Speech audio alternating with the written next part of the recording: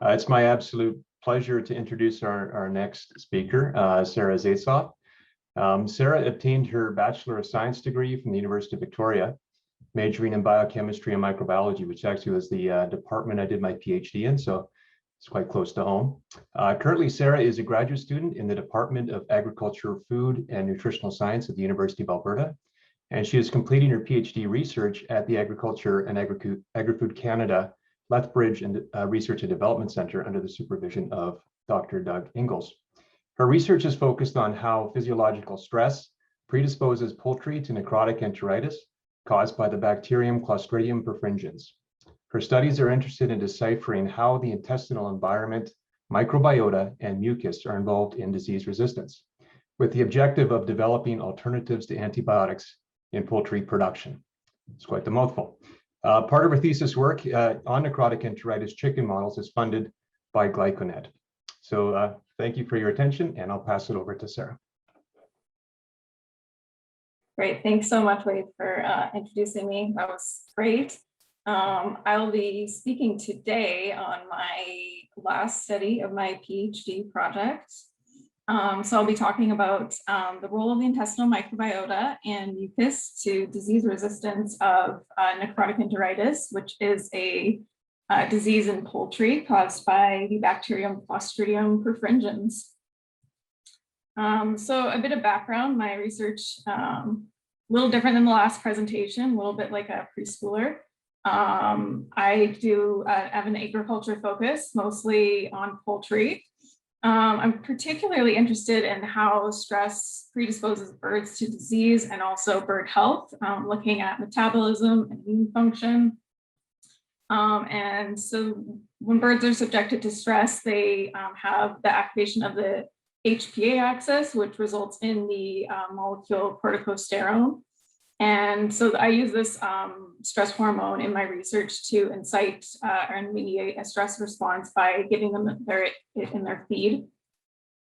And again, I'm interested in disease predisposition, particularly necrotic enteritis in chickens. So a little bit more background, necrotic enteritis is a disease of the small intestine. It results often in sudden death and reduced production performances, which ultimately leads to a lot of economic losses, making it a really concerning factor for the industry. It used to be well controlled with the use of antibiotics in feed, but with more and more antimicrobial resistance emerging, there's a large movement to reduce antibiotic use, and this has led to increased incidences of the disease. And some of my previous research early on in my PhD studies showed that stress was a big factor in increasing densities of the bacteria in the intestine. And this led me to think that it could be a good predisposing factor to disease. So linking this, I'm a part of a GlycoNet project, and one of my roles is to develop a model of necrotic enteritis to use in future work. So Clostridium perfringens has the capability to utilize lichens and mucus in the intestine.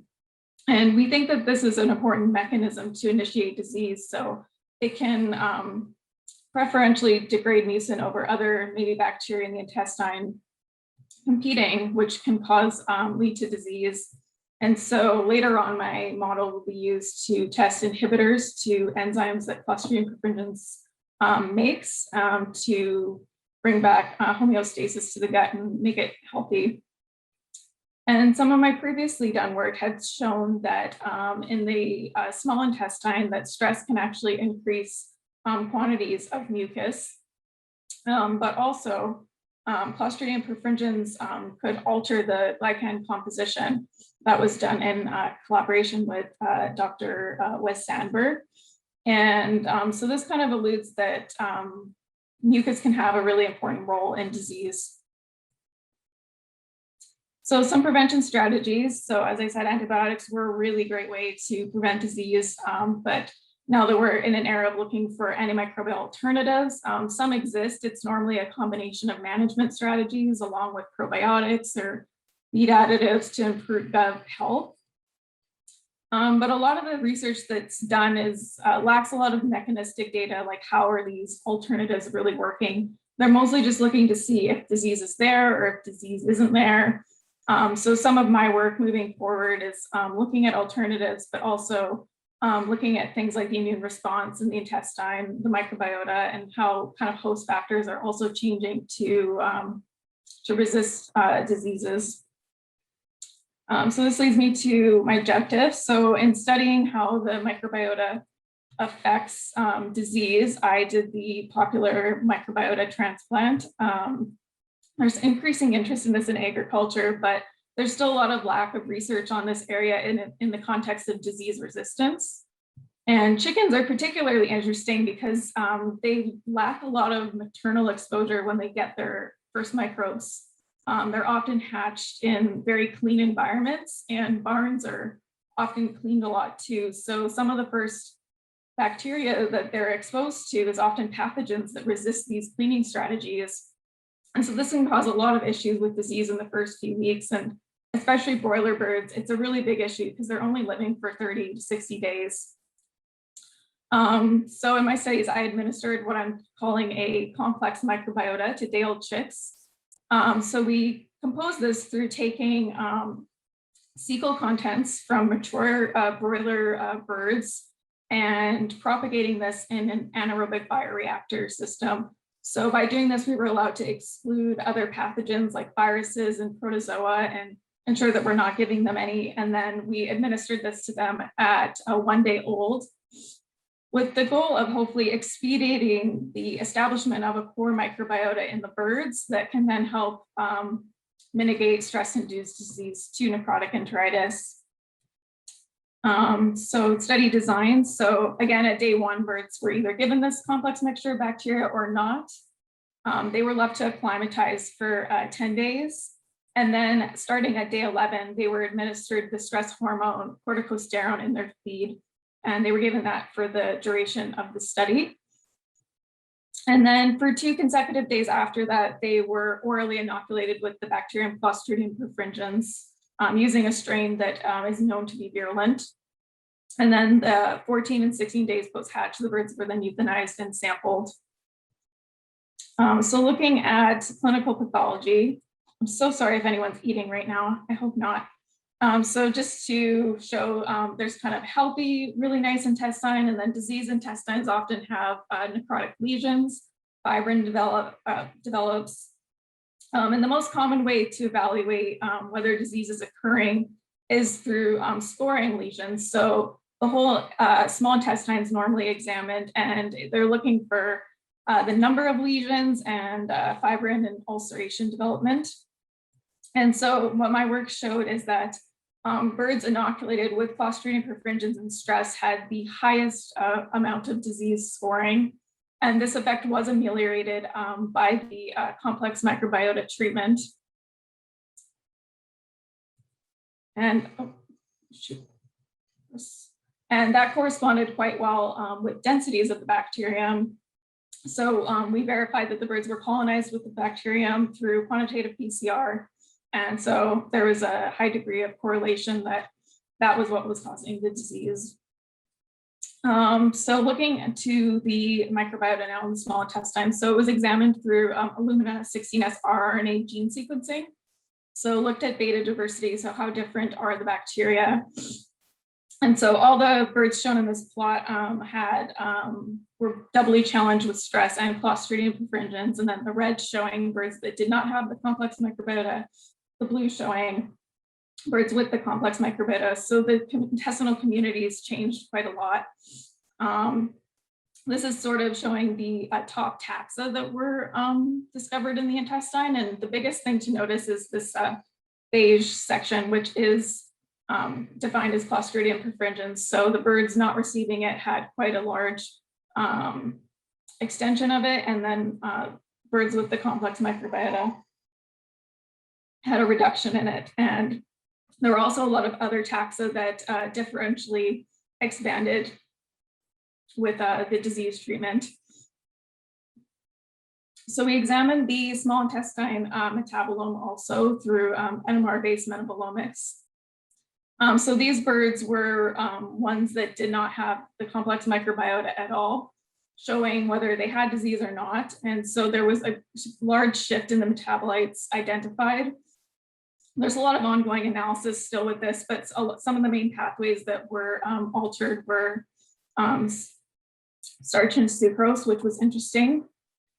And then again, with the complex microbiota, there was also a large shift with the metabolites identified in the small intestine. And again, more carbohydrate pathways were identified to be differentially regulated. So this kind of future will prompt us to continue looking into this. So looking now on how stress influences disease response. So we looked at some immune responses at in the small intestine through gene expression.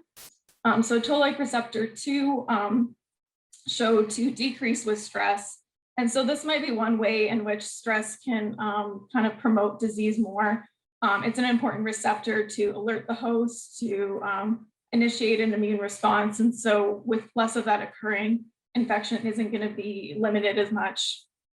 Again, interleukin 17 was something that changed quite significantly only in birds challenged with Clostridium perfringens and stress with a large decrease. So this can also be a way of the body not initiating those proper responses, as interleukin 17 is important in recruiting immune cells. Avian beta-dependent 2, so this is an antimicrobial peptide that can limit also Clostridium perfringens, and so this also reduced with stress. So these are some ways that the disease may have been promoted in the intestine in birds that were stressed without the microbiota. And what was interesting is a lot of these responses were promoted with complex microbiota treatment. So this might be one way in which disease was resistant because immune responses were promoted more. And then this allowed infection to be kind of limited at the surface. And especially again, highlighting in the arrows or the birds that were the most sick, they did not have very strong immune responses. So stress effects to the mucus. So because this is a lichen kind of presentation, I examined 3 different mucins in the intestine. And so MUC5AC was one of them. This was decreased with Clostridium perfringens and stress treatment. MUC2 was another one that also decreased with stress treatment. With MUC13, it's a membrane-bound mucin that has been shown previously to increase with stress in chickens, but the function of it's not very well known. Although in mammals, it has been associated with inflammatory conditions. So for the complex microbiota, this was something that I thought was really interesting. We did evaluate all these responses in birds 2 days post-inoculation and 4 days post-inoculation. And for the most part, everything was the same between the 2 days, but this was one response that did differ, which was in mucin 2. And so at 2 days of inoculation, stress could decrease the responses. But what was interesting is the birds that received the complex microbiota treatment and were inoculated with Clostridium perfringens, there was a resurgence of expression at 4 days post-inoculation. So this just kind of further kind of verifies the importance of mucus and maybe in disease resistance. And in the future, we will hopefully be looking at the composition again of mucus to really see how that is altering during disease. I think it is a really important factor to consider and a good target for aiding in disease resistance. So to summarize, so administering the complex microbiota could reduce clinical pathologies. So the bacterial composition was significantly altered in birds that received it and didn't. So this might give indications of specific taxa that can be used moving forward to develop kind of prescribed probiotics for birds and discovery of new technologies. Host responses in the intestine were altered by stress, which allowed disease to manifest. And the complex microbiota could kind of counteract that by promoting immune responses. And ultimately, my model will be used to test inhibitors to mucus degrading enzymes with Clostridium perfringens, which will hopefully help in creating a healthy intestine. And then lastly, acknowledgements to everyone in my team. There's so many people that have helped me make this work come alive, and I'm very thankful for all the help that I've had. And that's it.